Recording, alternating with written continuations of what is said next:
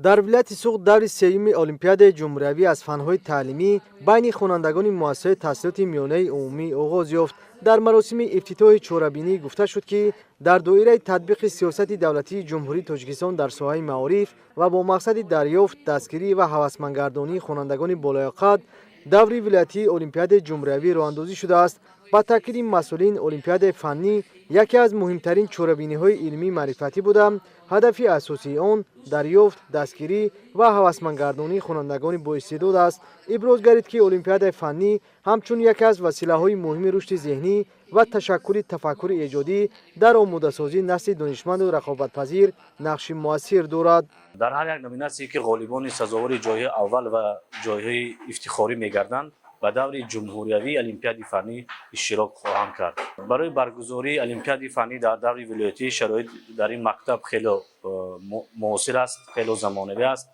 با تاکید مسئولین، برگزاری المپیاد مطابق با طلبات نظامنامه تصدیق گردیده در فضای شفافیت، عدالت و مسئولیت بلند صورت گرفته. روند سنجش و بهاگذاری تنها در دایره معیارهای مقرر گردیده انجام داده می شود. با اطلاع مسئولین ریاست معارف ولایت سوخت، در روز اول برگزاری المپیاد بیش از 350 نفر خواننده از تمام شهر و ناحیه‌های ولایت سوخت از روی سه فن، فیزیک، شیمی و بیولوژی اشتراک نمودند. سالهای آخر در دایره سیاست معارف پرورانه حکومت مملکت هوسمندی نسل نورس با آموزش علم، اشتراک در آزمون المپیادها بیشتر گرده است.